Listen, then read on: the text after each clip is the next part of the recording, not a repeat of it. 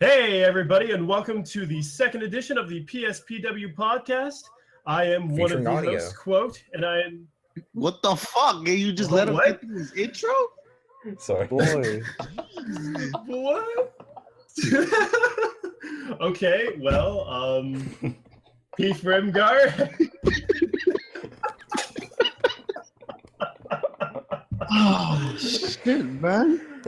God, you guys are awful. I can't even get through an intro with that shit. This is worse than the chat. I swear to God. Oh shit. Worse than the chat. Yeah, Peef Remgar, Bhris Brown, and DJDrake. Hi. The Roman Reigns of the room, Bhris Brown. Oh, get out of here. I'm hated by everyone, loved by the management, but Yeah. gotta pull things through. God, I I don't know if think I I've go- I had don't know more if I'd say. people send me messages over the past year to have you demoted than anyone I can ever think of. You gotta This keep is- Bhris strong, though. You gotta Yeah. Bhris, I don't even think he's joking. I think he's serious because I've actually I know gotten he's messages serious. complaining about you. I know he's serious. You gotta keep There's a things. time where I wanted to. Anyways. All right, so let's take a look at our opening topic for today. So we'll talk about Raw and SmackDown a little bit. We'll talk about New Japan. We'll cover Impact a bit. But the first thing that I wanted to bring up, well, I think Peef wanted to bring it up actually, was the font. Okay. The font. So What's there this is about? this is mostly on Reddit. Thankfully it stayed out of the room. Thankfully, because I would lose my mind in a half. But there Yeah. is this idea going around that people have to complain about something. And someone noticed when Nakamura debuted, he had his red text, right? Yeah. And then the next week, they switched it to it was just a yellow font. It was a little bit more generic, but I don't think a human being on Earth could have possibly noticed this. But everyone was fucking complaining about it. I don't understand. Why would you care about font? Why would you care? Why is 'Cause we're this the smarks. thing? Because we're smarks and we care about our It's favorite. fucking font. We care about our Okay. champion wrestlers. Well, Font. I will say that NXT is pretty lazy when it comes to their Titantron fonts. Yes. But at the same time, Titantrons have just been like a bit lazier in general lately, because like a lot of them, like a lot of the newer ones, don't really feature like action clips and stuff anymore. Yeah. It's just for the sake of like an overall, like, I don't know how to put it, but it's just like a simple decoration now. It's not like hey, this is something that you should actually like look at when the person comes out. Which is It's a just good like a thing. big, it is honestly. Look at Kevin think- Owens. Like You his should- Titantron is just the new face of America with his Yeah. face. Yeah. You shouldn't take the attention off the guy entering on his entrance like video. You shouldn't be looking at the video. You should be looking at this guy walking down the ramp. That's true. And of course, another thing that's been, kind of added to that is the designs on the ramp as well, which I think is amazing. Yeah, I I like love that. that they're doing that now. Looks good, dude. So yeah, it's just a cool way to add to the whole experience. And the font, I mean, yeah, some of the fonts are kind of lame, but like just give them time. Once they're around a bit more, get some more attention, they're seen as a bit more special, then maybe you can fiddle around with stuff. I will say something that is funny about the whole font thing. Somebody actually noticed that the Nakamura font they're using now is the same font they use for Yoshitatsu. Jesus That's Christ. perfect. Oh, It's not great, but I mean, Of it's course. still not worth caring about. Yeah, but Yoshitatsu is like a legend backstage. You just can't knock out Sheamus and then I would pay money to see that fight. I would pay so much money. I think what we really need is we need someone, whether it's like a jobber or like, a comedy character, to have their Titantron like name written in Comic Sans font. God damn. God, I would love that so much. The new version of the David Flair Titantron just featuring Comic Sans. I Yeah, think Brock Lesnar's absolutely. like the only Titantron left with action. I think Yeah, one of them. I think all the like Ruthless Aggression era guys still have like Big Show, Cena. There's only a couple of those guys left. No, Is Cena's Cena- some of them are. Really? They're fading some of them out. Like a lot of them are just like their logo and name now. Yeah, Randy's just says RKO in big letters. That's like, right. But he has the sperm snake to make up for it. They got a little snake on the fucking stage. Like, you might want to see that shit. I know you're a viper. Like, come on. Oh god, his WrestleMania entrance for the snake was like slowly going down, like trying to like follow him or whatever, but it looked so awkward because it wasn't smooth. They tried to motion path it from backstage, and they couldn't predict where he was going to go. Yeah, so it was just jittering its way down the ramp. Yeah. At least Tyler Breeze has like a decent one. Fucking selfie stick. Oh yeah, I love that one. That's gonna have to stay forever. I think it will. So before we get into anything else, obviously they're not gonna hear this, but I just want to give a big congratulations to Bree and DJDrake on their on the birth of their daughter, Birdie Joe, I believe her name is. Birdie. Death named the kid Birdie. TJ Danielson. Oh god, that's really bad. That is Birdie. TJ Danielson. I mean, when I think of that, I just think, well, there's a wrestler named BJ Whitmer, so I mean. Oh yeah. And he's a bald motherfucker too. He's very bald. That is about all I know about him. He's bald and he works for ROH occasionally. Yeah, he had a feud with, I think it was Carino. He's part of that really weird short Kevin Sullivan angle that got canned. Oh god, yeah. That was so weird. Okay. Yeah, it was weird. So I guess we can start talking about Raw and SmackDown now. Want to get your guys' opinions on the show this week. Anything you thought in particular that stood out as being decent? These were shows. The Miz was the only decent thing on Raw, and that's coming from somebody who loves Alexa Bliss. To be fair, the Alexa Bliss backstage segment with Nia was so ridiculous. I actually liked it. It was cringe-worthy ridiculous. Just the idea that Nia is so fucking stupid is just great to me. Oh yeah, you meant what you said? You don't get the fuck out of here with this shit. Okay, well, I thought Raw was kind of bad, to be honest. I was sitting there watching it, but I said this to Peef. I said that it was not going to be a good Raw or SmackDown just because it's taped, and they love to make sure that those taped shows suck for some reason. I doubted you on that, and I was heartily proved wrong. Yeah, you don't doubt me on shit like that. We have Roman over there not selling injuries. The Roman thing was weird, but I get it because they actually had to write Braun off. Yeah, like because he's legit gone for surgery. Yeah, he's got to get elbow surgery done. He's expected to be out 4 to 8 weeks. Yeah. I think he'll be on the lower end because he's a big guy. He should be able to make up for it, even if he can't go at 100%. He can't go at Great Balls of Fire. I tell you that much, especially against Brock. He can or can't? I don't think he'll be maybe. Because that's around the end of his expected recovery time, so he might be able to, but I don't think that he'll be able to be in a title program. Yeah, he can be. Even if they don't do it then, they'll probably do it at SummerSlam then. Well, yeah, buy some tickets for SummerSlam. Mm-hmm. Oh yeah, that's in Brooklyn, isn't it? Once again, so who would we like in that slot? Not Roman. I'm saying Rollins. He's the only guy that makes sense other than Roman, and they have to wait on Roman. What about Balor? I could see Balor. I think Balor has more to do before he can enter a Brock program. Besides Bray? I think if he beats Bray, like, he would have to beat him at the next pay-per-view, and that would be a really short feud, which wouldn't really do either guy a favor right now. He needs a long feud to get himself over with the people who haven't watched NXT. You have to keep in mind, if you aren't nerds like us, all you've seen of Balor is him winning everything all of a sudden for a month, getting injured forever, and then coming back and winning some irrelevant matches. That's not true, dude. And he's the first guy to win a world title in his pay-per-view debut. I mean, that's... I'm not saying he's nothing, but I'm just saying... No. Compared to, let's say, Rollins, he's got all these high-profile wins that he can back up. Rollins is literally a creative player at this point. He has no character at all. And if you see a character, please point it out to me, because I don't see it. I don't disagree on Rollins' character or lack thereof. I'm just saying he's the He's the credible guy right now. Yeah, and he does have a bit of a past with Lesnar that I think Yeah, they would. had the- I think something interesting could come out of it.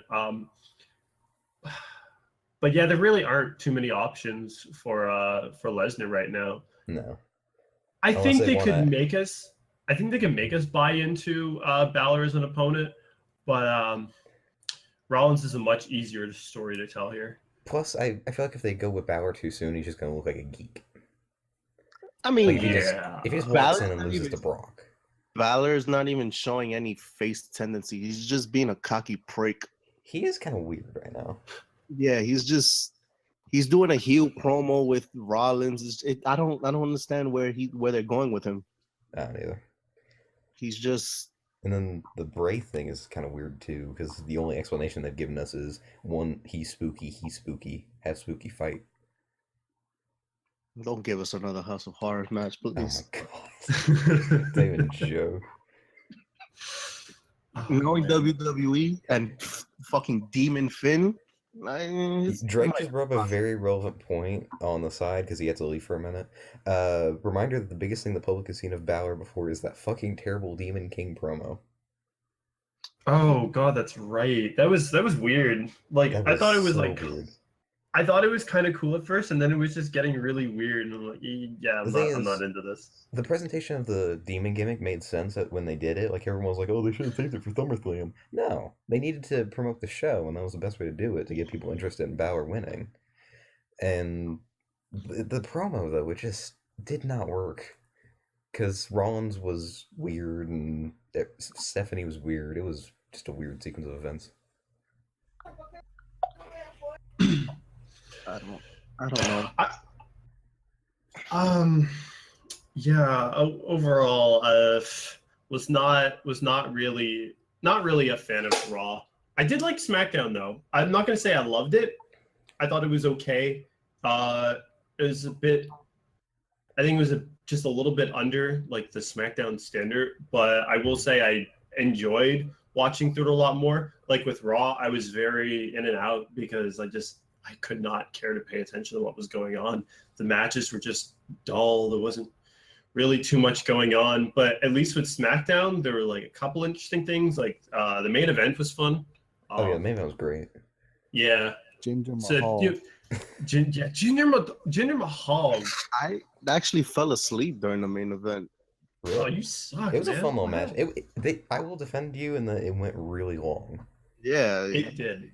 They gave it 30 minutes or something stupid when I looked at my clock. Yeah, I they gave it way too much time. for a fucking 6-man tag, that's way too much time. Yeah, I could agree. With that. Yeah, that's I'll something say- that's something that needs to be wrapped up in like 10, 12 minutes. But Yeah. go ahead. I'll say that both shows I was very at the end of the show I was just kind of like, okay, that happened. I wasn't wowed by either. I said this in the chat though, like people, wrestling fans mistake okay for bad, and I mean both shows are Jesus Christ, Bhris, cough away from your mic. Anyways, Don't get me So- sick. both shows were they were just fine shows. They weren't offensive. They weren't like they didn't give Titus O'Neil time on a mic or something stupid. They gave just- Mojo a fucking promo. That was such a bizarre promo. Whose It was promo? like Mojo's Mojo's. backstage. Oh, segment. that was strange. Yeah, I wasn't into that. That was weird. They won't. It's like they're trying to make sure Mojo doesn't cut good promos for some reason. Like I want to be Yeah. invested in him in his promos, but then they give him weird stuff to work with. It seems. They want him to be the PR guy. I guess, but they already have that in several iterations. Why do they need another one named Mojo? They gotta get the football demographic, you know, the friendship with the greatest tight end of all time, Rob Gronkowski. Christ. Can't they get like a PR person that actually wrestles? Like, See, is like besides Cena, like, Uh-huh. can't they get like someone who's like young, fresh, but also can wrestle? Because it seems like that's not really what they're going for. Like, Yeah, they it's- kind of separate who their PR guys are from their great wrestlers. Like right now, on top of that card, you have guys like Seth and Finn and Roman and shit. and they're all great wrestlers, but they don't really do anything like in public. But then Titus goes and does a TED talk and assaults cameramen. That's a side note. It's just, I don't know. It's kind of weird how they present it. It's like they're either good people or good wrestlers, not both. Yeah. Like, I think I saw Roman do a bit of stuff recently, but like besides that, like Roman does the whole Cena Make-A-Wish gimmick, but that's about it really that I see. I thought I saw him do something else, but I wasn't sure. He did that thing where he was with his daughter or some shit. What was that thing? I Oh, the don't- National my Dad God. Month or whatever. Yeah, he was doing that shit with his daughter. I was like, why? Like tea time with his daughter or something like that. Yeah, that looked the weirdest shit. You see And like then- Roman Reigns looking like he's about to beat the crap out of somebody, and he just Yeah. lays down and has tea with his daughter. Like, yeah, okay, you have a family. Good for you. With his mom. We'll get the fuck out of here. Didn't Bray also incorporate it into a promo, and then everyone got really mad about it? Of course, because we're smarks and, we get mad when they break kayfabe. Yeah, fair enough. Like whenever you see Bray with like a fan or something like that, like there is logic behind that you can place, but people get mad anyway. They're like, oh, he's breaking character. I'm like, no, To be think of fair, it this way. there are I times mean- he's explicitly broken character, but it doesn't Yeah. matter. He took Of a course. picture. He took a picture with Renee doing some fucking female pose. Like, I love that that. was this shit. I mean, there But, like, was... At Okay. least with like Bray and the fans, like you can make the excuse like, oh, he's a devout follower of Bray or whatever. So of course Bray is going to be kind to his followers, but Yeah. still, like, just don't get bent out of shape over it. Who cares? Like, Yeah, I mean, kayfabe's dead anyways. Like, yeah, who's the- exactly. Like, who's the These are- guardian of it? they're fucking actors. Like, they're actors / athletes. Like, let them do their jobs and let them be people. This isn't like the 60s and 70s anymore. Exactly. You know, Hulk Hogan's not on top of the world like he was. Fucking Vince the isn't buying up the 60s. territories. Well, I know Hogan was more the 80s and stuff. I get that, but We get the point. yeah. Oh, I want to put this out there too. I love the Sami Zayn gimmick. What, the fucking nerd? Yes. The hyperactive nerd. Mhm. It's cringe. Love it. I'm torn on it. I think it's kind of cringy, but I just want him. I want him to be around faces that'll actually like get with that, because they keep lumping him together with people that just make him look like shit. Like Styles and Orton are like, serious badasses and stuff, and they're not going to care for this energetic nerd. That's the Like, point. put him with the New Day. They can all get hyped together. Yeah, but you like, have to you have to differentiate him from the other guys though, and he's gonna be on top of the SmackDown card, I'd say relatively soon. Nah, Sammy? No. I don't think they He's- care too much. Sammy's a think mid carder for I life. think Sammy's gonna be one of Baron's feuds when he wins the belt. I could I see have- it. I have an elaborate series of predictions going on forward, by the way, in case you're wondering.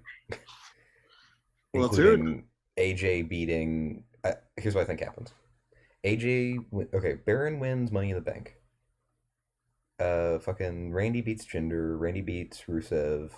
Then Randy and AJ start feuding for SummerSlam. I think. Is there 2 pay-per-views before? No, there's only one more. Okay, so then I guess AJ then wins at SummerSlam. Baron cashes in the same night. And then somehow we get from there to AJ versus Nakamura. I don't know how. I mean, Why? supposedly Nakamura was going for the U.S. title, and I don't think they're going to take it off for him that quick. I don't think he'll win it. I guess he'd have to. I don't know. I don't. So Maybe That's never your- second. Well, man, I honestly SmackDown's like getting really hard to predict because of all like the top level talent they've got Oh, yeah. buzzing around lately. Like Fucking- Raw, the only reason Raw is hard to predict recently is because you don't know when Lesnar's actually gonna wrestle. This is true. well, we know he's wrestling at Great Balls of Fire. We just don't know. Yeah. And I imagine he'll have a match at SummerSlam too if they're smart. We'll have to. Yep. Oh yeah, you can't just not have Lesnar on the second biggest show of the year.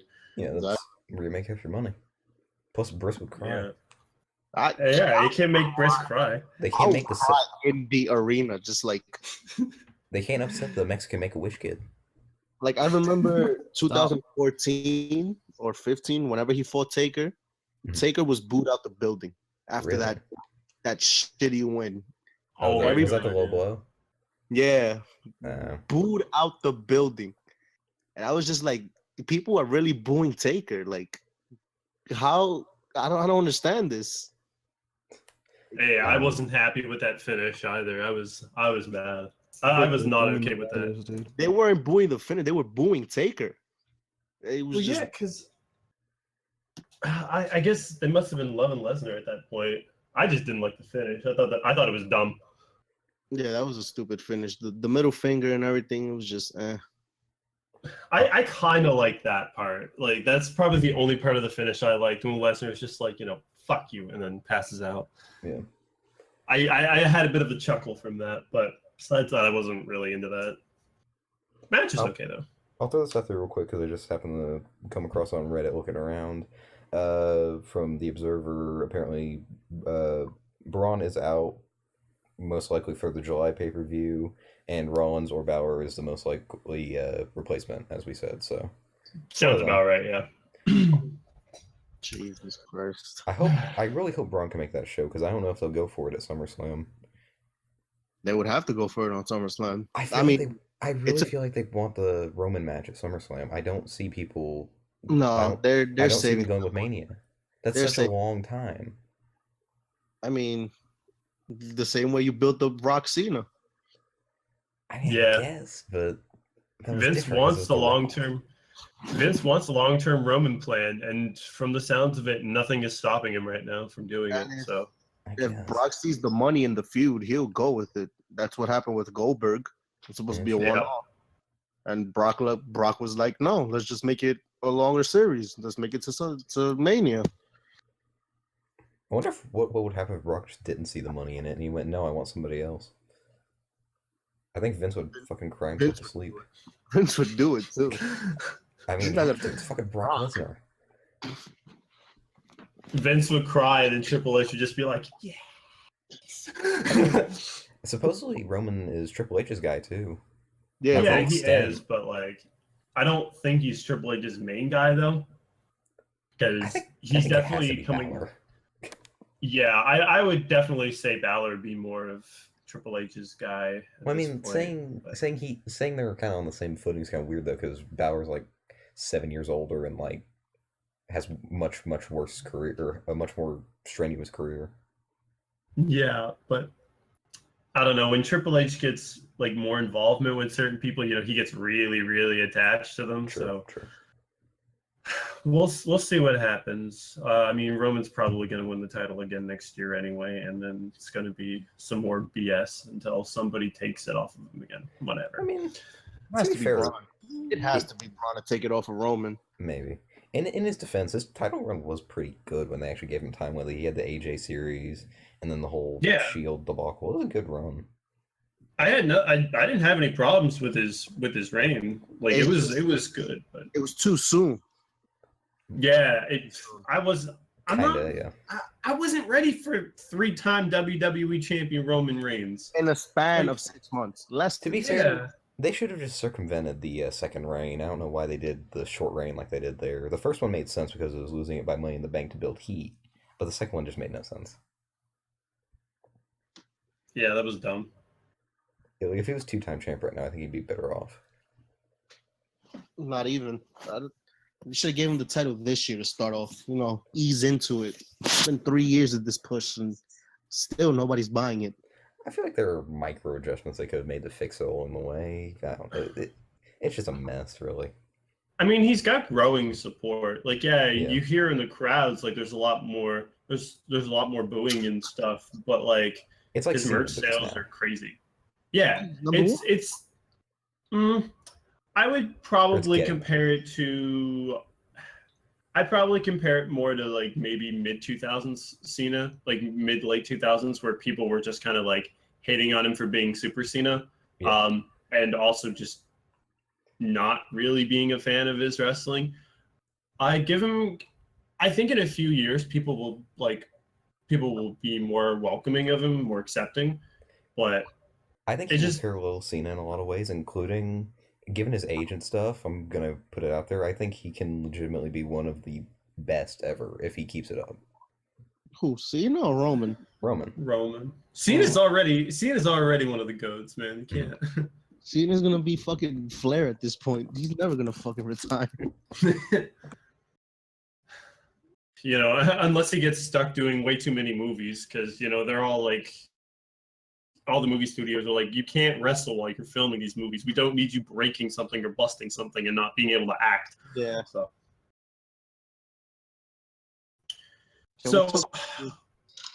I was gonna say I want to take a bit of a detour from WWE. I wanted to talk about New Japan. Now, have you guys looked at the card for Dominion yet? I have not. Let me go. Okay. Google it right now. I'll do a quick rundown. This isn't the full card, obviously, because there's gonna be some other matches put in, and the show's not for like another month. But so here we've got Cody versus Michael Elgin, Roppongi Vice versus the Young Bucks for the junior heavyweight tag titles, War Machine versus Guerrillas of Destiny for the heavyweight tag team titles, Suzuki versus Goto in a lumberjack death match. I love this for the so never much. open weight title.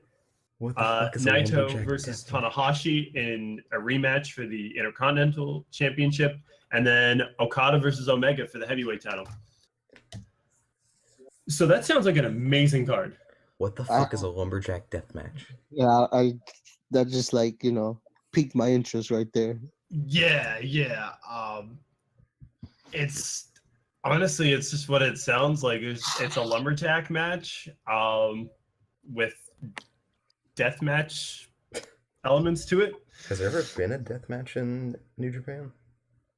In the past, I feel like there's probably. I mean, they did been MMA, so I guess they've probably got a fucking death match. Yeah, it's probably something. But yeah, that card's gonna be fucking awesome. Yeah, Dominion cards are usually pretty awesome. Here, quick side note. There's actually been a lumberjack death match in New Japan before. Tanahashi versus Prince Devitt. Damn. This was not spoken about wild. I don't know. I've never heard of this match before. Looking at the rules of it, well, I don't see too many rules here, but they said the specific lumberjacks, it's going to be members of each stable. So you're going to have Suzuki Gun members and Chaos members around the ring. That will actually make it pretty interesting, because more than likely it's going to be a decent match, but I think it's going to be like a lot of brawling around the outside too, so it could cause some distraction, but we'll see. Here's the thing though, it's not going to be like Okada out there. It's going to be like Jado and Gato out there. Yeah, it's going to Taichi and Kanemaru. Yeah, it's going to be the cronies, but like it should still be a fun time. I'm not expecting it to be a great match, but it'll be decent. Who are Roppongi Vice fighting on the show? The Young Bucks. The Bucks, dude. Bucks? Okay. The Bucks have been gone from Japan for a while, and during that time, Roppongi Vice has been picking up pretty heavy steam. They won the titles back. They've been getting some solid wins here and there. But the Young Bucks have been like, they've been teasing their return for the past couple of months now, and they're gonna make it here. So I'm excited for that match. We've seen them fight, tons of times before, but honestly, I never get tired of Roppongi Vice and Young Bucks going at it, just because they have incredible chemistry with each other. My only thing is, for some reason, I don't have a legitimate reason. I just don't like Rocky Romero. I mean, that's fine. He's a nerd. He's just a nerd. Yeah. Yeah, but he's a nerd that goes crazy. It's like Enzo and Cass, but better and worse at the same time. Yeah, Beretta's not as big, but Rocky's a better wrestler than Enzo. Yeah. So he's a far worse promo. Let's be clear here. My little sister's a better wrestler than Enzo. Oh man, that's probably true. He's a ragdoll at this point. That's basically his gimmick. Yeah, He's kind of a rat, yeah. Apparently Vince likes seeing him ragdolled around, which is an amazing reason to have a job. Hey, that Imagine- works. Vince likes seeing him get beat up. Imagine being like you go to your boss and you say, "Hey, do you think I'm doing a good job?" And he's a billionaire, and this billionaire just tells you, "I like seeing you get tossed around like an idiot." All right, whatever you say. Hey, as long as you're paying me, I don't care. Yep. All right, so Okada versus Omega. Again, I am so hyped for this rematch. they have to put the belt on Okada, right? They have to put Or it on. Omega. Why did I say Okada? He's the champ. I don't know. I feel like with the American tour coming up, it's the only way to go, really. I feel like they should. Like Omega should probably be winning here, but man, I don't know. Or maybe he does lose and then he gets his rematch at the G1 special and wins it there. No, they have to bring. Even though the tours are sold out in the U.S., you still need him as champ. Yeah. As a representation. I don't understand what you're saying. I think it also depends on what happens with the IC match, because if Naito drops the belt to Tanahashi, I could see Naito just going straight for the heavyweight championship. They could go with Omega and Naito though. I wouldn't see a reason not to. They're both insane over in a weird way. Yeah, and their match last year was incredible. So yeah, I could see that. That could be Wrestle Kingdom's main event. And I think that's the assumption I'm going under at the moment. They could do anything though. The main event seems kind of a wild card. It really is, with all the names they're throwing around. Let him hit his one-wing angel at least once, because Well, if he isn't gonna win, then he shouldn't hit it. Though. That was the reason they kept it out of the last match, to protect the move. True. When he hits a move, he wins with it. So. Yeah. Did he ever hit his other move, the electric chair German? I don't remember that match vividly because it was really long. It was at fucking 5 a.m. You think I remember that shit? Did you not watch it after? I had it saved, and then YouTube kept on putting it down. Yeah. I was fortunate. I can watch these shows live because they start in the middle of the afternoon for me. It was weird because the main event started around 6 p.m. for me, and I was already a few beers in, so I was I wasn't the most focused, but I was getting very emotional because I wanted to see Omega win so badly. You're getting emotional. Well, because I love Kenny Omega. He's so awesome. I know a lot of people in the room and stuff don't really like his antics, and they can go fuck themselves. Who said that? I love what? I said whoever said that because they're wrong. There's some people that are quite critical of him. You know what? If you don't like him, that's fine. Not everyone is supposed to like every wrestler, but I love him. I think he's amazing. I think he's one of the best wrestlers on the planet today. And when he didn't win that, I was so disappointed. I was actually just sitting there. It was almost 7 o'clock at this point because the fucking match had gone almost an hour. True. And I was I could feel the exhaustion because every 3 or 4 minutes, no, actually more often than that, I was just oh shit, oh shit, oh shit. There were just crazy spots all over the place. Oh man, and obviously their Dominion match is not going to be the caliber of their of their Wrestle Kingdom match, but I still think it's going to be amazing. And I wonder what they're going to do to make it different, because they can't just have the same match. Well, I mean, they can. No, they can't. But People are going to sour on it though if it's the same match. So the ways I'm thinking is either maybe Bullet Club interferes, or maybe they work a limb or something. I don't know. I could see Bullet Club interference. Maybe just the Bucks or something. Yeah, the Bucks will probably come in and fuck something up. That would actually I can see that playing out, because what could happen? The Bucks will come in to try to interfere, and then Roppongi Vice will come in to try and stop them, because that's the logical route I see. And then regardless of what happens with the interference, Omega wins. Please. I would think so. I don't know. God. I guess it just depends on what they want going into the G1 and G1 special.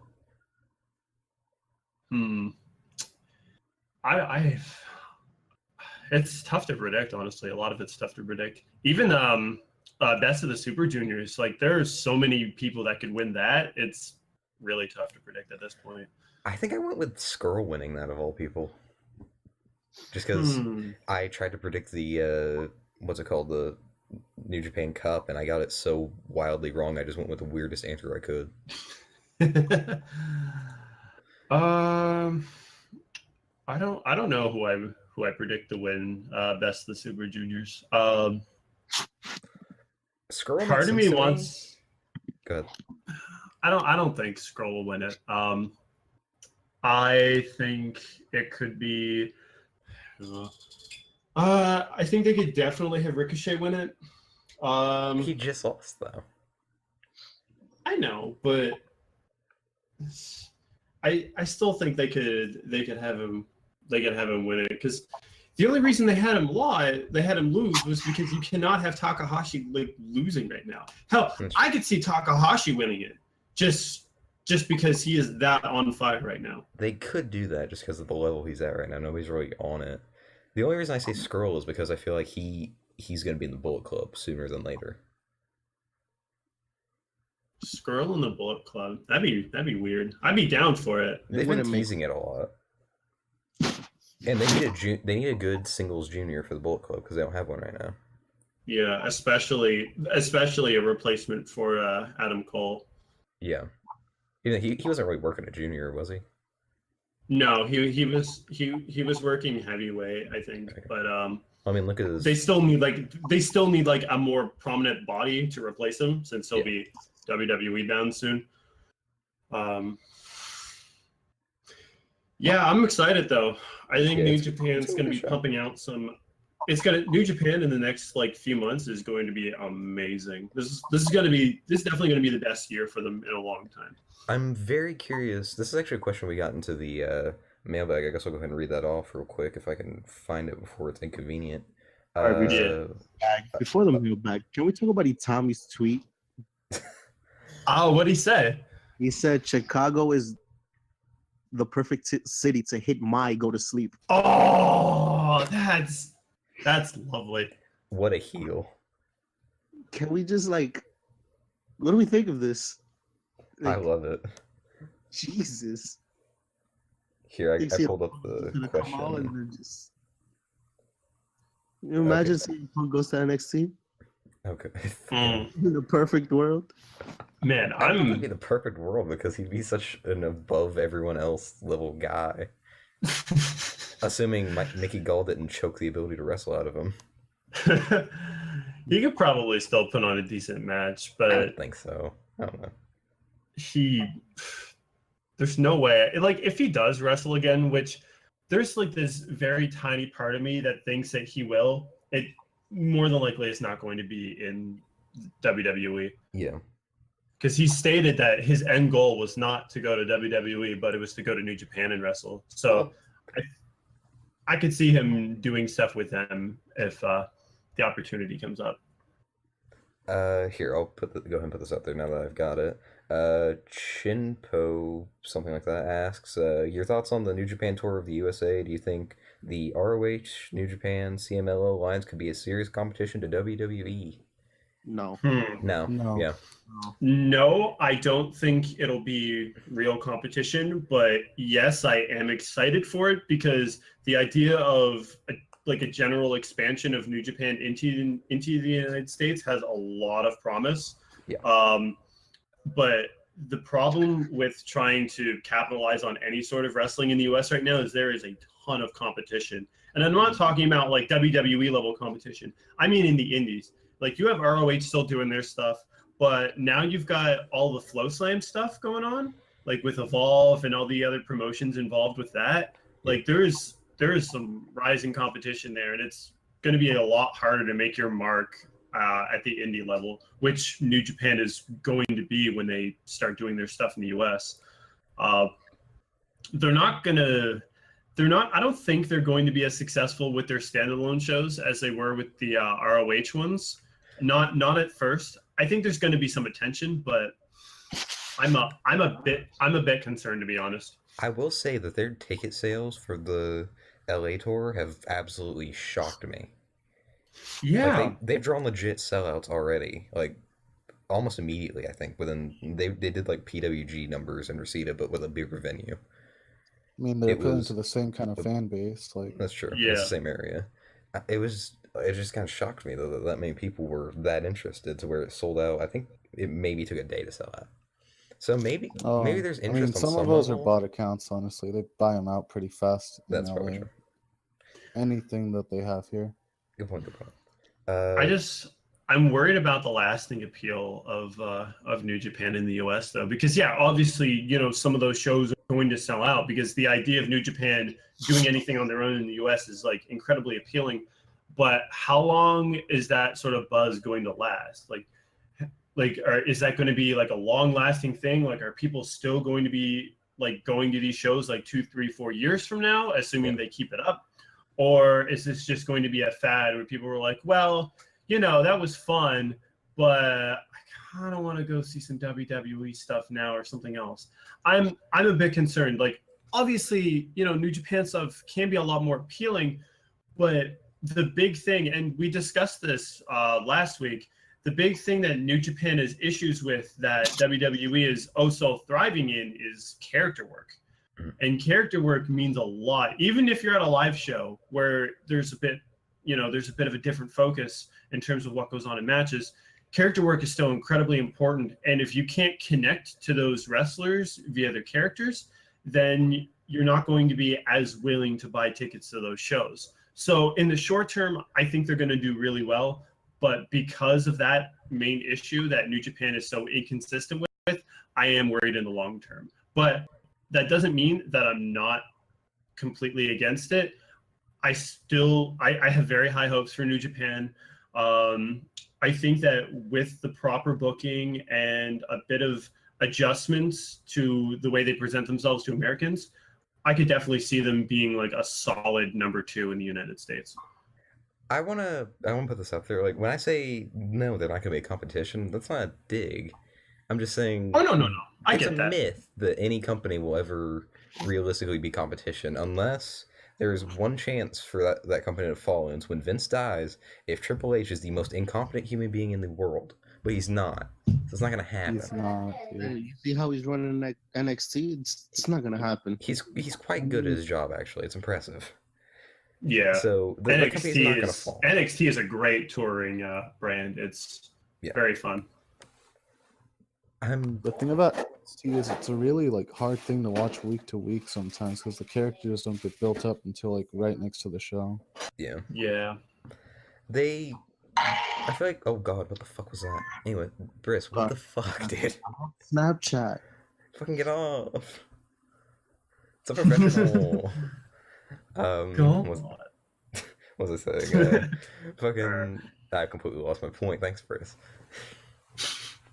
Fuck Bhris. Ban Bhris. Side note, Balor sucks. Oh, you're about to get shot for that. By the way, No. when Balor, the user. Room voice, not Finn Balor. Earlier when I That's randomly asked said Balor sucks, or I fucking hate Balor, it's because I pulled up the questions and a new response came in from Balor, and it's just how big is Batista's dick? Well. And so there's your shout out, asshole. See, that could have been even funnier if we had actually just moved on to like an actual mailbag segment, and then you just read it off with questions like, so Balor asks, how big is Batista's dick? Well, I don't know if you guys saw it, but a user on Reddit recently broke it down with numerous pictures. I did. I saw. How do you have that much time?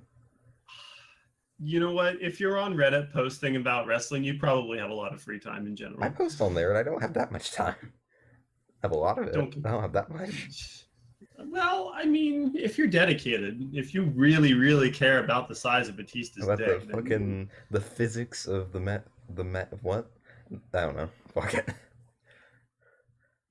All the dude concluded was that Batista has a big dick. End of story. And I'm like, yeah, okay, that's fine with me. Let's move on. I proposed.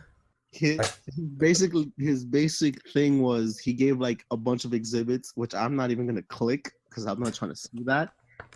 But his main conclusion was that he's 8.1 inches. That's why Batista is always so comfortable wearing Speedos. I still like how the one of the parts that helped solve it was the Seth Rollins thing. So we had a direct frame of comparison. Yeah. You know, as opposed to like any other image ever. Wrestling fans aren't weird. Of course No. not. All right. Let's get to some other mailbag questions. Actually, I want to fire some of these off. They seem fun. The Minister of Pain. This is kind of a big one, but I'll go for it. How long have you all been watching wrestling, and what is the greatest match of all time in your opinion? Since '98. I think I was watching a Rock promo on SmackDown. Yeah. I'm trying to think. I've been watching since I was a kid because my dad watched and I watched with him. I don't remember. I would assume I watched as soon as 2001. Okay.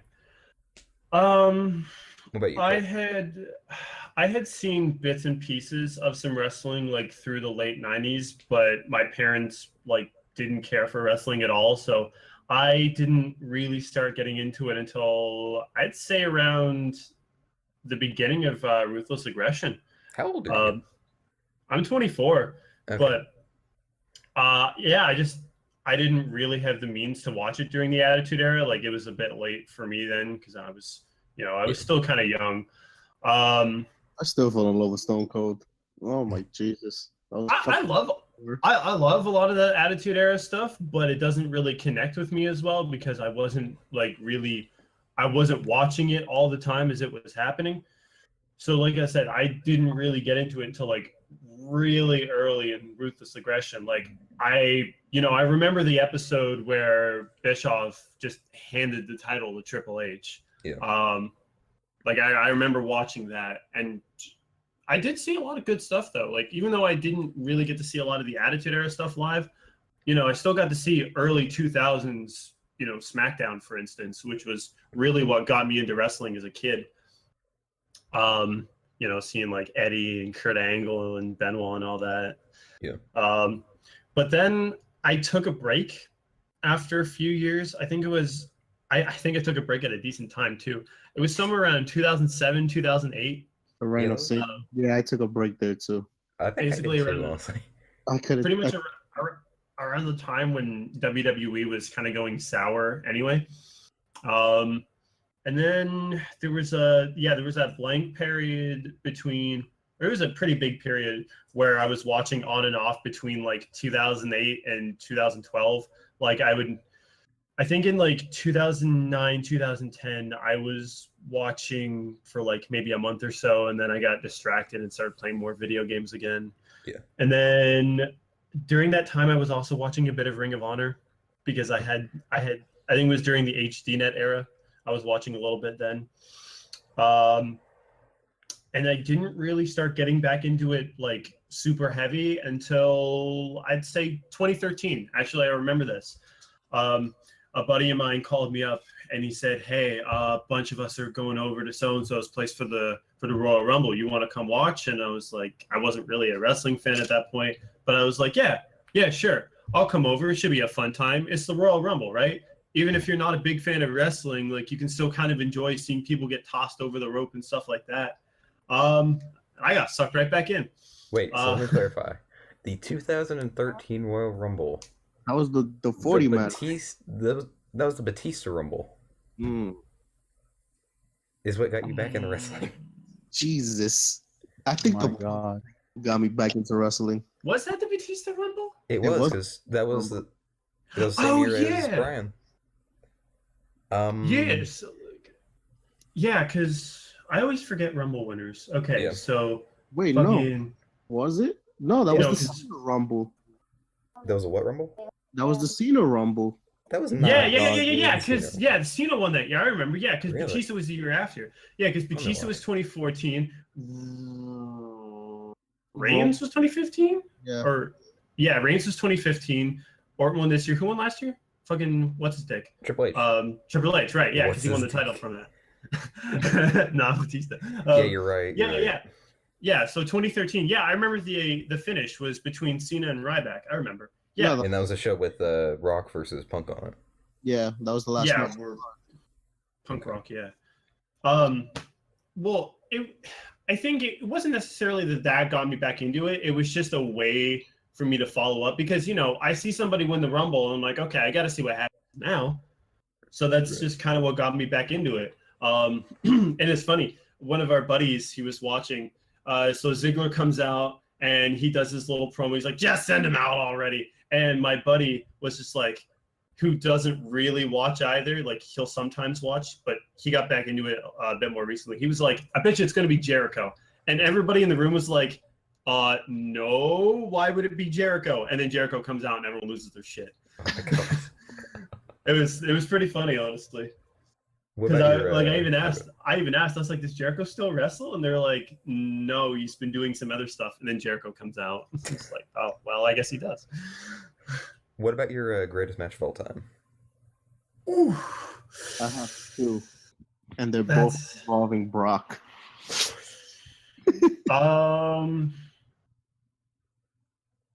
That's a tough one. I think I have two. One in terms of like a personal favorite, and the other being like what I think is like the best match. Mm-hmm.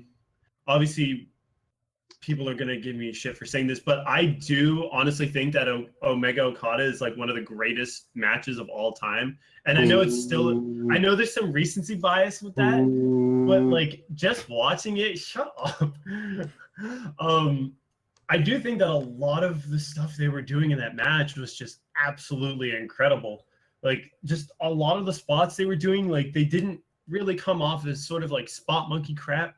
It actually felt like to me that every single thing that happened in that match had meaning to it. And the story that they were playing out over the course of like that hour was just so fucking incredible. But with that, it's not my personal favorite though. I'd have to say my personal favorite is the WrestleMania 20 Triple Threat. Okay. Benoit, Triple H. Benoit, Michaels, Triple H. I still think it's the greatest triple threat I've ever seen. It's definitely up there. I think it's up there as one of the greatest matches of all time. I think is absolutely incredible. Well, I have Brock versus Kurt Angle on that 60-minute Iron Man match that they had on SmackDown. That was a dope match. Beautiful storytelling on both ends. Mm-hmm. And then I have Brock versus Eddie at No Way Out. 2004? Yeah. Yeah. That match kind of gets slept on because it was more the catalyst to Eddie becoming the most over guy in the company for a time. But yeah, that was very good. And then, the Goldberg run-in. It was slept on, but... Well, yeah, but you had to do it somehow. And other than that, I had Austin versus Rock 2. I think that's the one where he turned heel. The one with the heel turn, really, at X7? Or, yeah. No, that was it X7? I don't remember. Yeah, X7 was the heel turn. I was a fucking fetus at the time, I don't remember. Yeah, I love that match.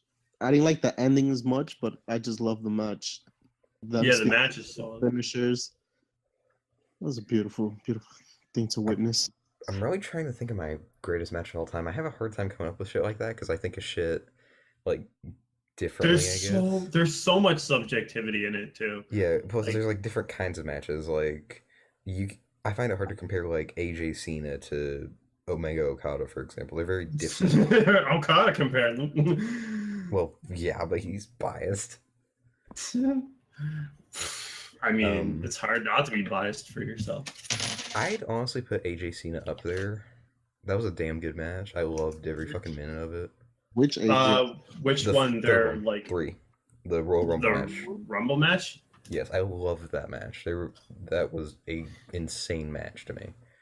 They didn't like kill each other, but I mean they told a great story.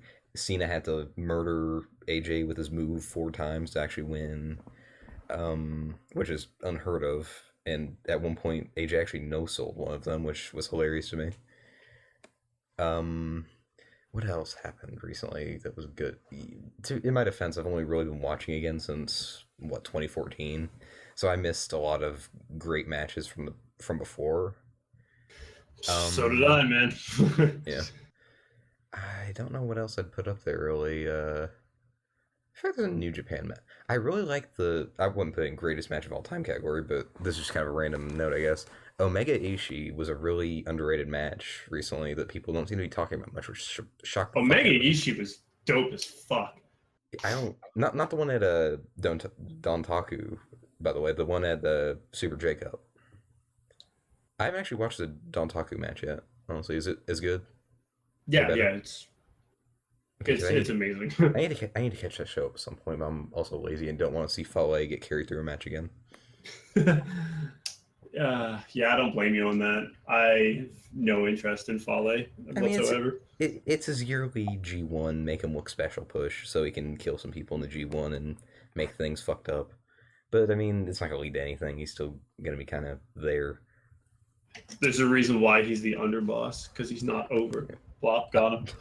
I'm really surprised WWE hasn't pursued him, honestly. I'm happy they haven't. I would rather keep him. I don't need to see him any more than I already do. I mean, I don't think he's that bad, but it's not that he's terrible, but like I feel like it doesn't matter how good you are in Japan, your quality will always shrink in some way when you go to WWE.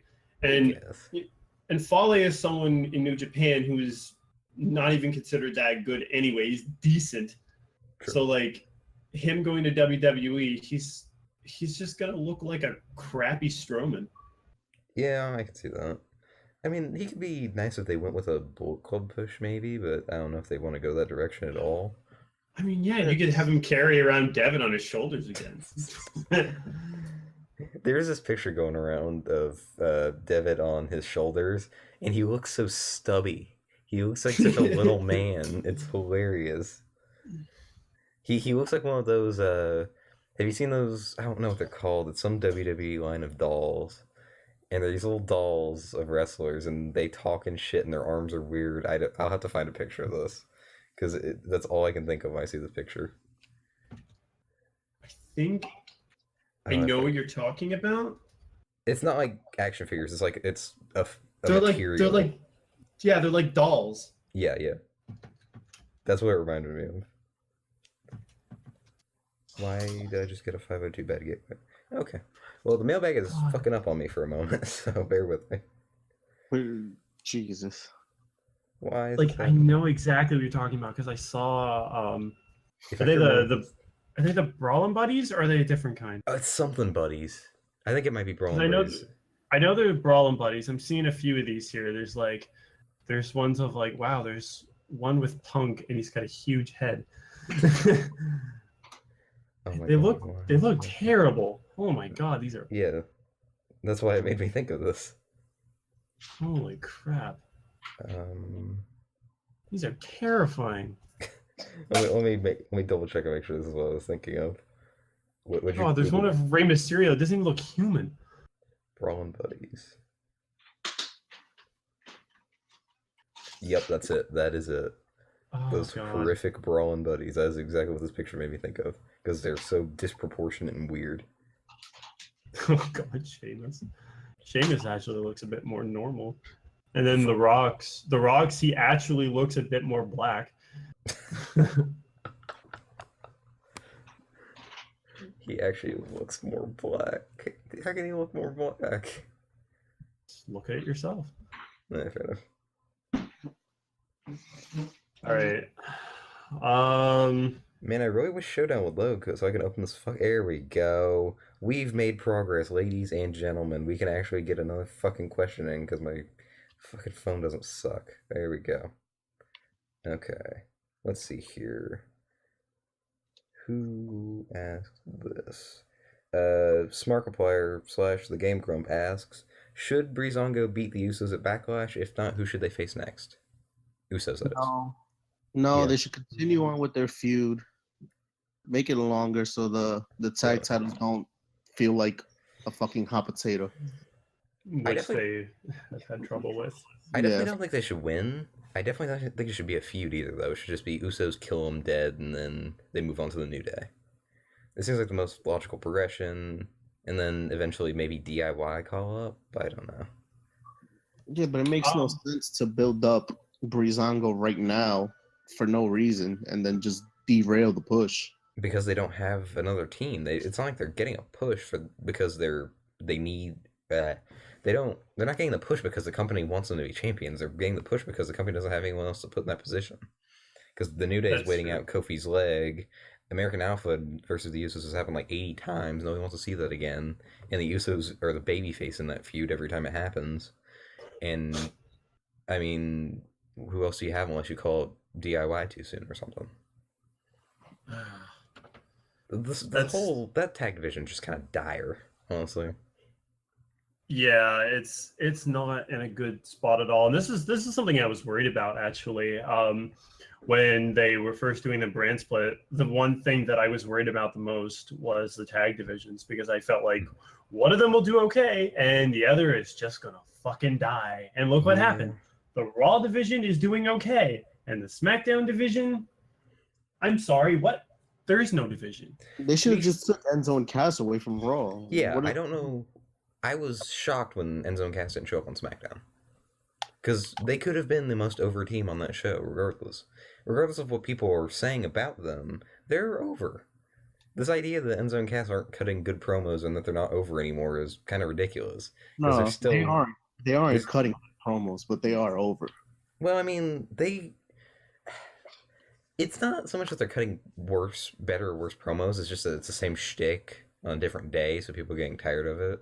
But it's still working for a good part of the audience. People, I don't have their numbers in front of me. I would assume their merch still flies off the fucking shelves. I would assume that everyone in the damn arena still yells, "My name is Enzo Amore" and shit, regardless of what they think.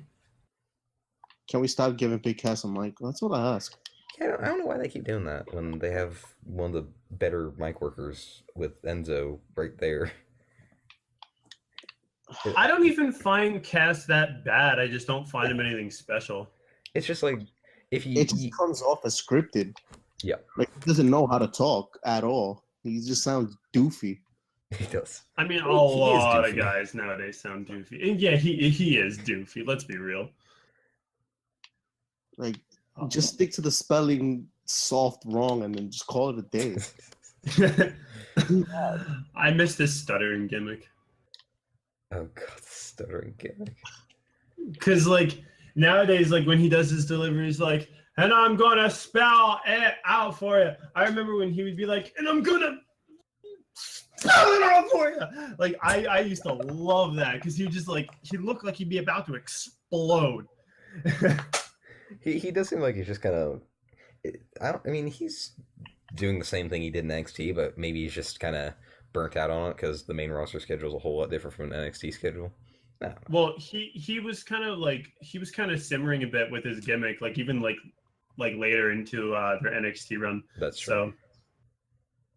So I personally don't really care for them at all anymore. I'm kind of tired of them. I don't really like seeing them in the ring, and their promos are just the same thing every week.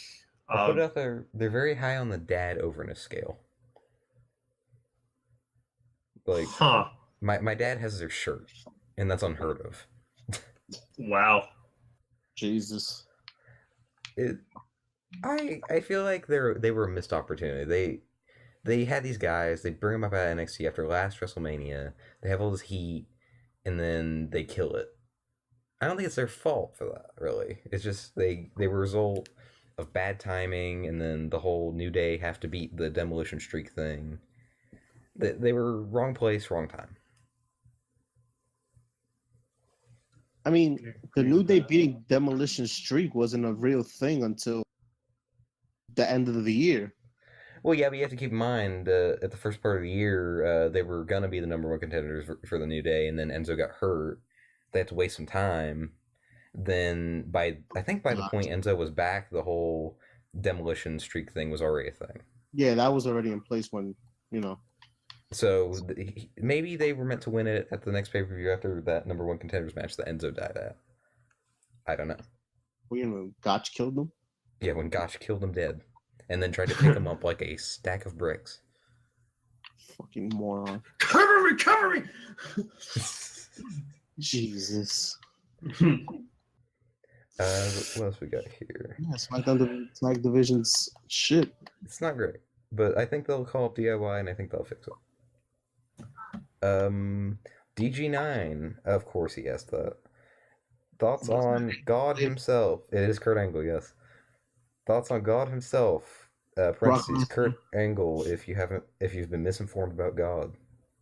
Brock Lesnar or Kurt Angle. That's all I have to say on that. I'll talk a little bit about Kurt Angle. He hasn't really done too much. I mean, we've seen like bits and pieces of him here and there that make it seem like he's gonna like one day just like bust out like a banjo and start singing or something. But Bust out a banjo? Whatever he is, not a banjo, like ukulele, whatever. I don't care. Whip out his little cowboy hat again, you know.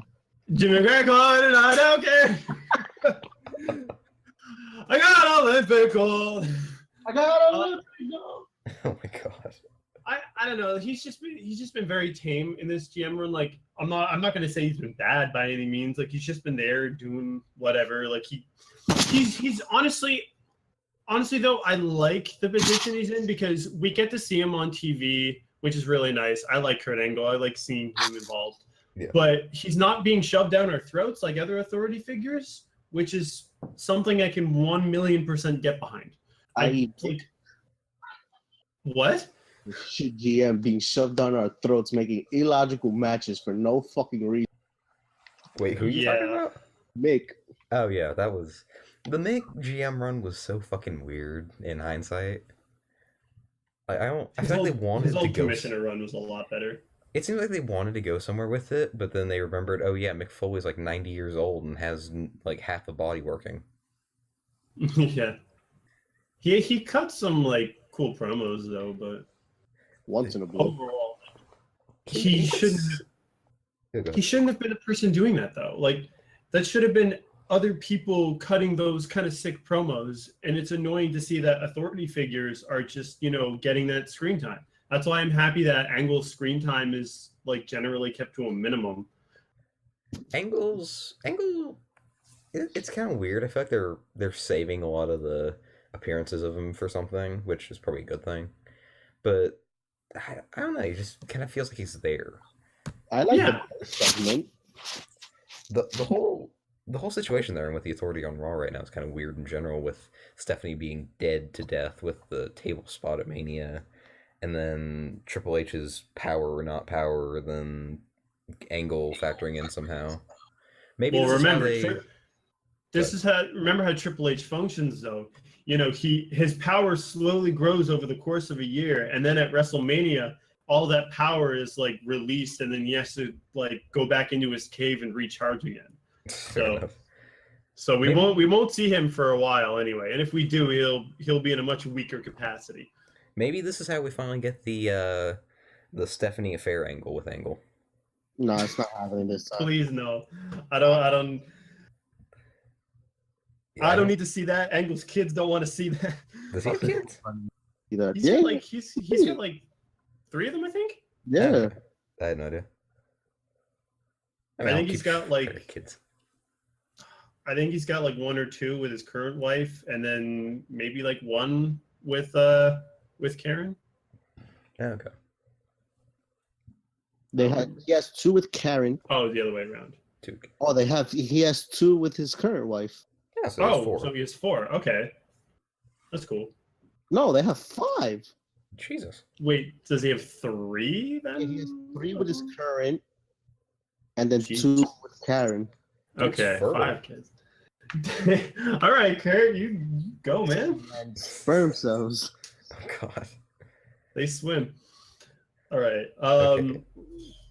So I wanted to, before we get to anything else, there is something I wanted to bring off because I just want to piss off people. Okay. So I've been watching some WCPW. Okay. Oh wow, okay. I was expecting you guys to leap through the internet and choke me out for that. Cool. Now, I'll get mad here in a second about something, but you can carry on for the moment. All right. So I think you might be going where I'm going with this. So I wanted to start watching a bit more WCBW because I know people rag on them a lot, and I watched a couple of their weekly shows, and I was like, okay, this isn't great, but it's got some potential. So I think what I'm going to start doing is I'm actually going to start going back through like their major shows and just watching over them and see what I think. But for now, I'm actually starting with the Pro Wrestling World Cup because I think that has a lot of fun potential. Yeah. So I watched it a couple days ago, and I think either tonight or tomorrow I'm going to watch the Scottish qualifier. The English qualifier was actually not a bad show. They're very good at getting good wrestling, and they're doing pretty well. But I am mad. I'm not happy with this company right now because AAA has this issue too right now. I'll get to them too. Why are we working concussion angles? Why? Why the fuck are we doing that? Because we didn't watch the Will Smith movie, and we have to make a point here.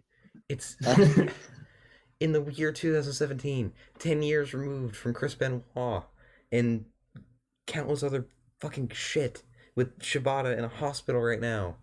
We're still doing concussion angles. Why? God, does anybody remember the concussion angle with Triple H and Curtis Axel? Oh my god, that was so weird. That was so weird. I don't like it. It's unsettling. It's not fun. It's one of those things you should not work out of, if nothing else, out of fucking respect. Yeah. It's disrespectful, and it's not even entertaining. Like it's just weird. It's not hard to fake an injury or do an injury angle either. You don't have to. There's no point in convincing people, this guy's legit injured, because they'll find out anyways. For Triple H, it's hard to keep a fucking angle going. You remember when Brock supposedly broke his arm, and then that Saturday he just goes out with Mayweather like nothing's wrong? What are you doing? You're supposed to be selling an injury. Yeah, put on a fucking sling and or a cast or something. I actually, I'll embarrassingly admit this. When I watched that, I actually thought Brock legit broke his arm. Aw. Listen, that was when I was on and off watching, so I just saw Brock Lesnar murder this guy. I was like, oh god. I also saw him murdering Cena live, which was probably what got me back into it for a short time. that was very fun. I enjoyed that a lot. That was a great segment. It's fun because I wasn't expecting it at all. I don't think anybody was really. Like, there's some people that are like, yeah, Lesnar's probably gonna win, and I'm like, are you sure? Are you sure he's gonna win? And then I saw him slaughter Cena, and I'm like, wow, okay. No, I'm not talking about SummerSlam. I'm talking about there was that Raw segment, before Extreme Rules, where he actually did lose. When he legit busted Cena open. Yeah. Okay. Yeah, that was dope too. That was really awesome. I hated that Extreme Rules match. Yeah, it wasn't great. Was that the one where he announced that Bin Laden died? Or was that the next year? I think that was the next year. Okay. No, when Brock destroyed Cena, and then Cena just hits him with the chain, and then game over. Yeah, the booking of that match was really stupid. And then Cena doesn't sell the stretcher job, which apparently got Brock pissed. Which I don't. Yeah. I didn't hate the match, but I mean, it was a good match, but I had the same issue with that match I had with I guess, for lack of a better example, Roman versus Braun at Fastlane. Yeah, that was supposed to be a great match. The finish was weird. It didn't make sense for what they've been going with. Mm-hmm. And a squash to me, at least. Are you talking about the Braun match or the Brock match? The Braun match. It shouldn't have been a squash. The idea that Roman should be squashed is kind of silly, because that wouldn't make sense for their plans. Man flipped you over in the ambulance, like, sell the injury. Well, you gotta give him credit. He sold the fucking arm well. Yeah, he looked like he legit couldn't move it, which I give him props. With the exception of one spear, he did it really well, and you could tell on the spear he fucked up, and he knew it, and tried to correct it. But yeah, I guess I see where you're coming from, where it should have been a bit more dominant. But for what they want to do, it makes sense that he's overcoming this. Gotta make Roman look strong. Exactly. Gotta make the man look strong. Listen, you're gonna beat him in a 1-on-3 handicap match. Make him look strong. I got it. I know how to do the job. That fucking interview. Oh god. Okay. What else we got? Oh yeah, I want to talk about TNA. I almost forgot about this. Impact Wrestling. Or Impact, yeah. Quote, have you watched any of these Impact shows? Watched a few of them. They've been kind of Like the thing is that like the wrestling I find has been like okay. There have been some awful matches, but there have been some really good matches. Yes. But it's all being soured by the fucking commentary. I Jesus don't know who's writing this show, because I want to care about this show so bad. I want to watch the show. I want to watch the show. I want to enjoy it. I can't. It is impossible for me to do with Josh Matthews and Jeremy Borash having a shitty little feud. And the worst part of it is they concluded the feud. A couple weeks ago, they did a finish to the feud where Team JB beat Team Matthews. And then they undid it the next night. Why? Yep. You were going back to what fucked this company over in the first place by turning over finishes for no reason. And it sucks because like Eddie Edwards, for example, has been on a fucking tear. Yes. Like he's been having like fantastic matches. Wait, do you want Matt me to crush Sydal. Do you want me to crush your dreams real quick? Edwards is injured. Go ahead. Yeah, I probably meant Richards. No, I always get them mixed up. Richards is the evil one right now. Well, it's probably the one I meant. One of them. I can never remember who. Edwards is still on the show right now because it's pre-taped, but he is injured for the future. Okay, one of them, or probably both of them. They're having great matches. I can never remember them. I'm so bad. But they've been having good matches. Even fucking DJDrake is getting better in the ring, which is weird. Like Yeah. he was known for being like a great mouthpiece, but being an awful wrestler, and he's improving in the ring. EC3's heel turn has been solid so far, but like, this shitty angle has been ruining it for me. Like during fucking Matt Sydal's debut, he looked amazing in his debut match. Yep. But they gave they paid no attention to the match at all. It's the same issue that the King Cole angle had. That it just took too much focus off the show. But for some reason, they have not learned from past mistakes of other people. They don't learn from past mistakes in general. There's a reason why the company's in the shape it's in. Speaking of debuts, what are we doing with Loki? I like this debut thing. What are we doing with the fucking Hitman gimmick? What are you doing? It's wacky, but it works. Yeah, it kind of works for someone like Loki. He's a fucking weirdo. You have to keep that in mind. I think that's just kind of how he is.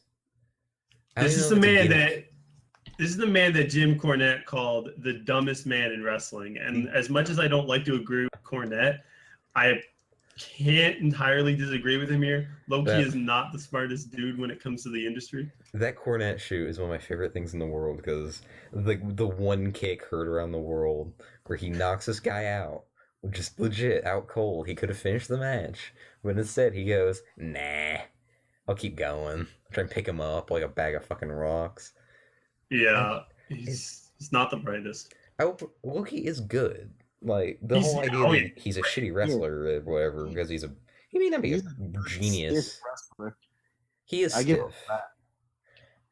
I like Loki as a wrestler, but he could be dangerous at points, I guess. I don't know. I'm excited about this whole Loki angle on Impact. The X Division looks awesome right now. You got Matt Sydal, it really does. You've got Loki. You've got Trevor Lee and Andrew Everett, who are two really underrated guys. You've got Eddie Edwards, even though he's kind of on the shelf. Maybe Davey. I don't know what he's doing right now, though. He might be in a world title picture, possibly, with the whole I fuck Angelina Love thing going on. That's such a... When did that start? Because I just kind of tuned into the show one day, and he was banging, what's her name on screen? On screen? What the fuck is going on today? Not literally. Well, they got married 2 years ago, so that probably helped Oh, it. seriously? Yeah. Oh, just found that out. Like they are actually like a married couple in real life. Okay. So they probably just thought, hey, let's do the same thing. It's the same thing with Braxton and Allie. Yeah, I know they were legit dating because they came in together. They're married, yeah. Yeah. And then they started an angle or whatever, which was a fun angle. But yeah, I guess it's just one of those things where at a point you just kind of decide, hey, you know what? Why don't we just start doing some on-screen stuff? Yeah. Well, there's something else I want to say about Imp. Oh yeah, they need to can the fucking Grand Championship. It's just not. I like the working. concept, but I like the concept of it, and I always have liked the concept. They're just not doing it right. I mean, they have an idea with it, but everything about the execution goes wrong every time. And I feel like 3-minute rounds are too short for a legitimate wrestling match. I think they need 5-minute rounds They need, personally. yeah. Like, I would buy in 5-minute rounds. my issue with the Grand Championship is that it's a design. It's a type of division that's more designed for like the X Division guys. Like Kinda. X Division guys are amazing in quick, like 3 to 5 minute sprints. Not these guys that are like big and burly and slow ass wrestlers. Like it doesn't fit that sort of style. Go ahead. Sorry. No, go ahead. All right. The first show when they debuted it, the Damien Sandow versus Eddie Edwards match, that was so hilariously bad. Because you had this guy, Edwards, who was working his ass off to get a good match, and he was the better wrestler, and Damien Sandow was working rest holds. Yeah, because he's not like he's an okay wrestler, but he doesn't care. Yeah. It's like it's the same issue WWE's having with their cruiserweights. They have this thing. They're telling you, oh, it's different. Think of it differently. But then they do nothing different. Mm-hmm. Have Except them for mix a with gimmick. the heavyweights at least. The cruiserweights? Yeah, give them something. I think like the opposite, kind of. I think they should go all in on this division. I'm talking Finn Balor. I'm talking Sami Zayn. Like, go all in on it. Make people care. Because what you're doing right now, obviously, is not working. You have Neville, who gets heel heat, and then you have a bunch of babyfaces who aren't really getting over that well. I guess Aries is doing alright. He's doing better than anyone else is. That's not saying much. Gallagher is doing alright, but he has no momentum. It's not like he can feud with him tomorrow. Well, yeah, they had the feud, and then they just kind of killed him. Yeah. Unless Aries wins it, which I really just can't see happening with how things have been going. Who the hell's gonna win it? Hideo, maybe? They need to get the man on the main roster in a hurry because he falls apart like paper in NXT. Hideo's not gonna be to the cruiserweights, especially if he's Triple H's little project. I don't see it happening. You don't think? I mean, he's like 150 pounds though. I would almost have a hard time believing him as a heavyweight. I don't see it. He's got those kicks, man. He's got those kicks. I also see. I mean, I don't know if I have any real bearing on this, but and why have a Tommy when you can just go with Tozawa? They could go with Tozawa, but I mean, I'm not really addicted to Tozawa, but I think Itami's really better in every way, except for maybe promo. Yeah, Tozawa's English is a bit better than quite a bit better than Itami's actually. He has really good English. He's lived in the States for a while, I believe. Plus he rooms with fucking Apollo Crews and shit. I mean, he has more than enough chances. Shit, what was I about to... Oh, yeah. Another guy I could see them bringing up for cruiserweights, because they've been kind of teasing it, is Aleister Black. Oh, yeah, because he's, like, just 200 pounds. He's right at 205. That's what they've been billing at. And on this house show circuit they've been working in Europe, they've had him working with Neville and Aries. And I think WWE Instagram actually posted a picture of Black warming up in a stairwell, and then Neville was like staring down at him. So they're kind of like half-ass teasing something with it, maybe just to garner or gauge interest in it. But I feel like they could legit go with him as a cruiserweight, and I wouldn't mind that. I want to see him in the NXT title first. Yeah. I don't think I think he has a certain aura about him that if he showed up on TV Monday, he would be over. Oh, he definitely would be. Like he's got star written all over him, but like I totally kind of star. Wait, I would still like to see the title on him just to give him a little bit of legitimacy. I see Black as like a CM Punk type character. I haven't seen any promos of him, but like his promos are fine. They're kind of his promos are more gothic. Yeah, they're not. He's not gonna go out there and blow your mind on the mic, but he'll cut a decent promo for his character, and then he'll kill someone. Yeah. I see him as a CM Punk kind of guy. I can kind of see that. He has the look kind of deal. I see that. Actually, you know who needs to win the NXT title? Who's that? McIntyre. Yep. Yes. McIntyre 1,000,000% needs to win the NXT title. They're supposed to give it to him. They're going to. They would be stupid not to. Maybe after the Hideo feud. Yeah. I see Hideo losing and that'll be his goodbye from NXT. I don't think they're going to put him up to the main roster this quickly.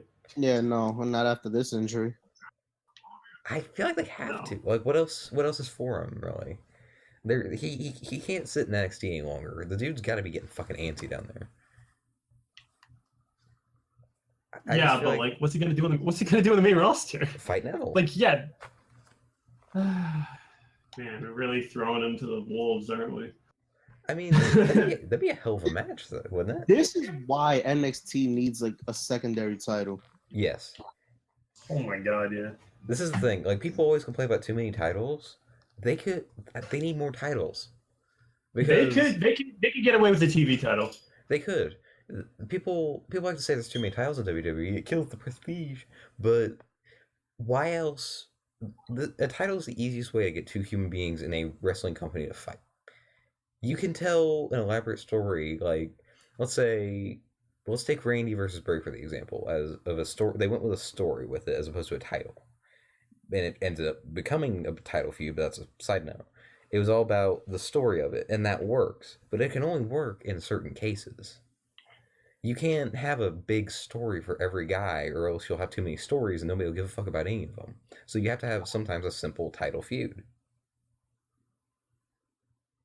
Also, when it comes to non-title feuds, the characters themselves have to be a lot more compelling, and that isn't the case a lot of the time. Yeah, well, he doesn't have like a direction.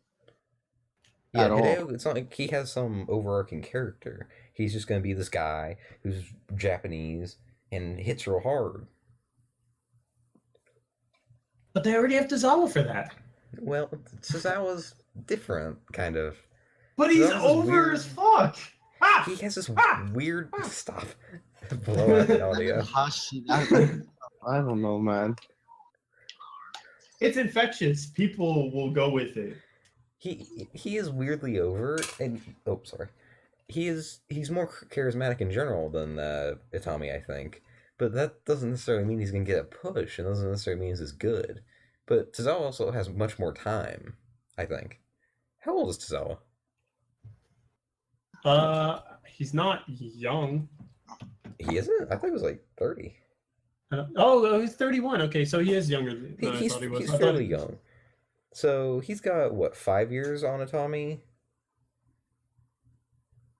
And yeah, I think Tommy's like 37? 36. So he's got 36, just about 5 years on him. And also the kicker, he has been injured 90 times. Hideo's had a series of injuries, not only in WWE. He had several stints in Noah where he was severely injured after getting a push.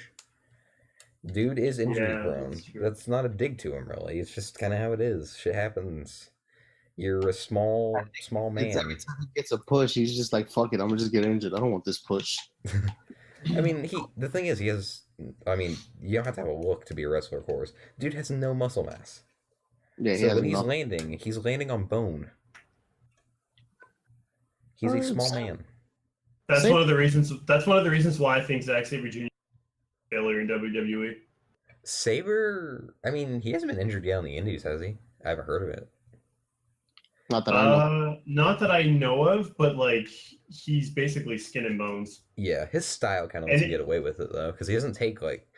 That's one of my complaints about Zack Sabre Jr. He bumps in a weird way. I know why he does it because he's so small, but he bumps in a kind of weird way that kind of it just comes off weird in practice. His style is not WWE friendly at all. Though. No, he would. Like he kind of sort of made it work for the Cruiserweight Classic, but like I don't think it would work for a mainstream audience. Even the Cruiserweight Classic, people were like, "Oh man, Zack Sabre Jr. is so overrated."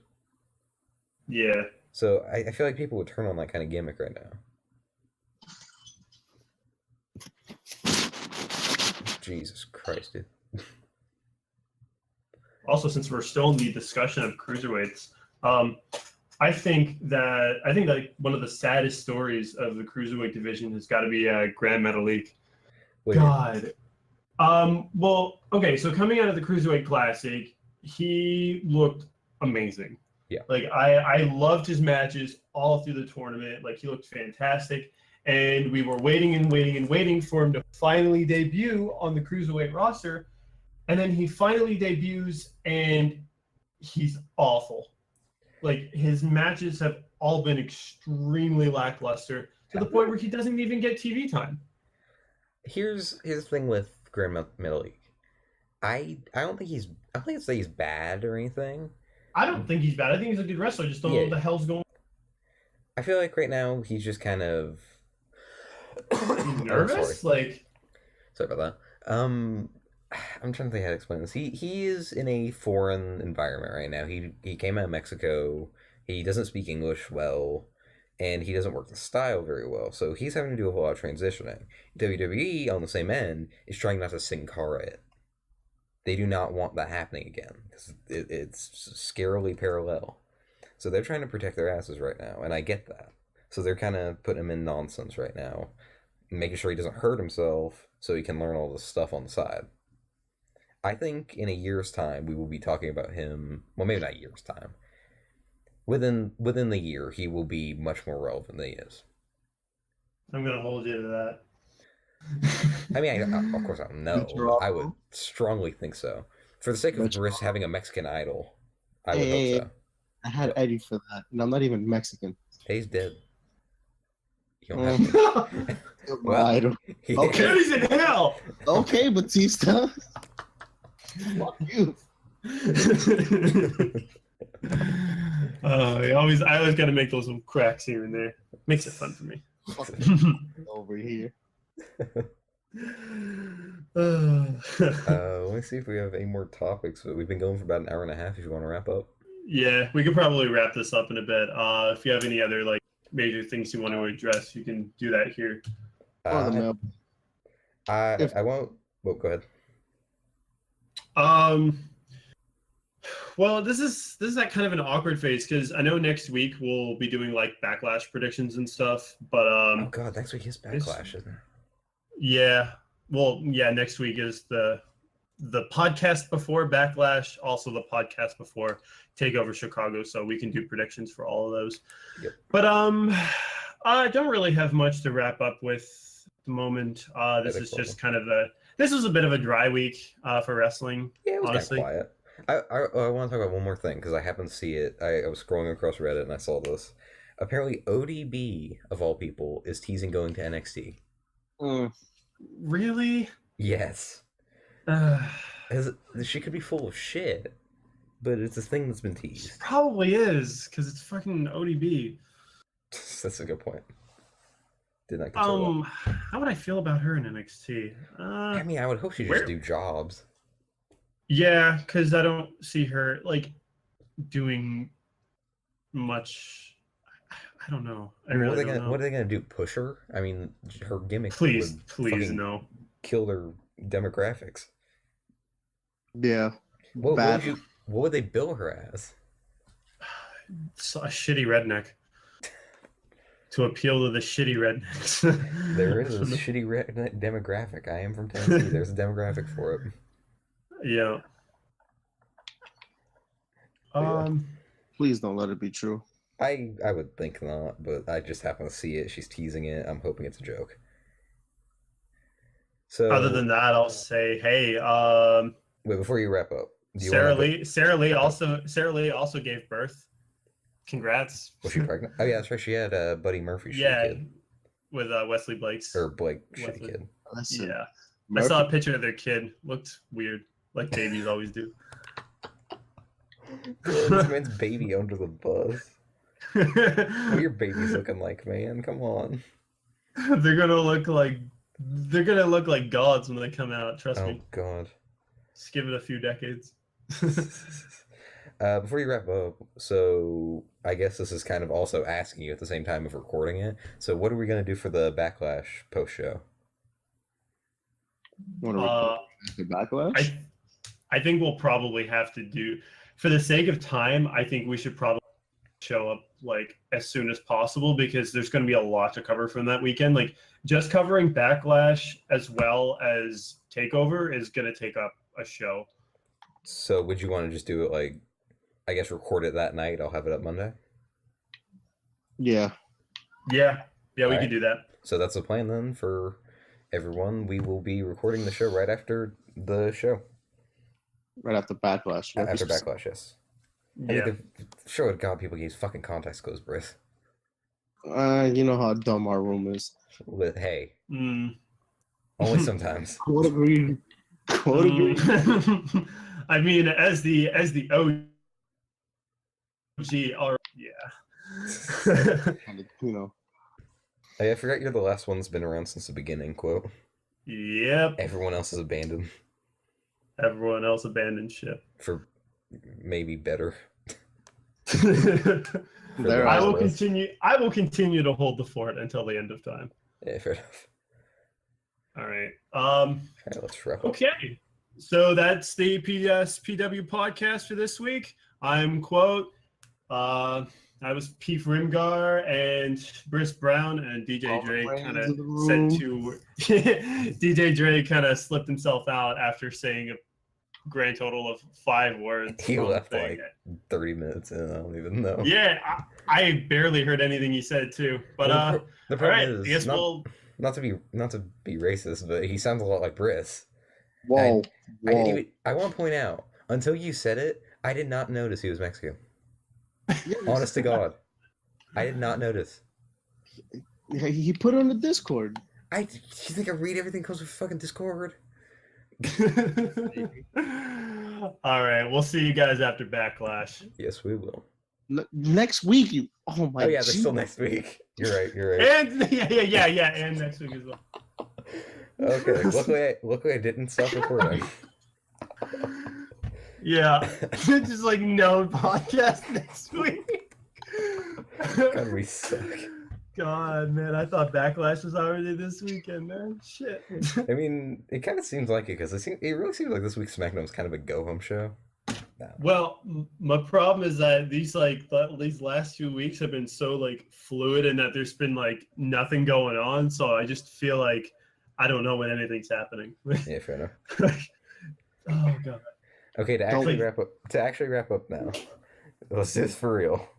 Don't hinder the gender and don't hinder the gender. We'll see y'all next week. Alexa Bliss is beautiful. I mean, sure. Yeah.